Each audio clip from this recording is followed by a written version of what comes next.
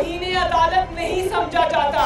मुझे ये बताओ, नवाज शरीफ के खिलाफ इंतकाम की वो कौन सी आग है जो ठंडी होने का नाम ही नहीं ले रही? फिर नुमाइंदों को गाली देकर, चोर कहकर, डाकू कहकर, सिसिलियन माफिया कहकर कौन से आइन की तशरीह हो रही है?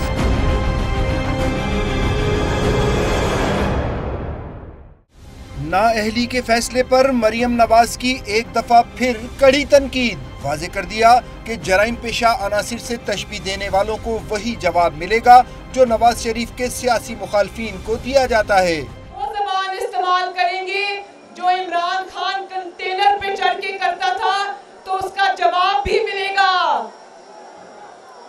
फिर भाइयों, उसका वही जवाब मिलेगा, उस ज़बान का वही जवाब मिलेगा जो नवाज शरीफ के सियासी मुखालिफिन को दिया जाता है। बताओ, जवाब मिलेगा या नहीं मिलेगा? मानसेरा में पाकिस्तान मुस्लिम लीग नून के सोशल मीडिया कन्वेंशन से पुरजोश खिताब में मरियम नवाज ने तौहीन अदालत के इल्जाम में किसे पकड़ना चाहिए, उनके नाम भी बता दिए।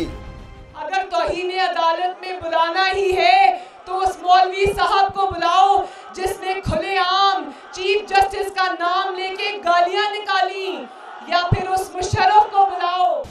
नवाज शरीफ की सियासी जिंदगी को जद्दोजहद करार दिया। ये भी पूछती रही कि बताया जाए कि मसला क्या है।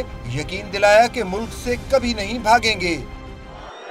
कभी कहते हैं कि नवाज शरीफ और मरियम नवाज का नाम ECL पे डाल दो।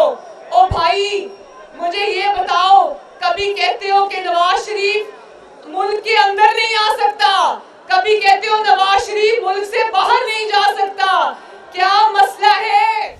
ज़िमनी इलेक्शन में PTI की शिकस्त पर भी जारहाना तबसरा किया। कहा कि लोधरा में जहांगीर तरीन के बेटे को नवाज शरीफ के नामालूम सिपाही ने चारों शाने चित कर दिया। ये भी वाज़े किया कि साबिक वज़ीर आज़म को जितना दबाया जाएगा वो इतना ही मजबूत होकर सामने आएंगे।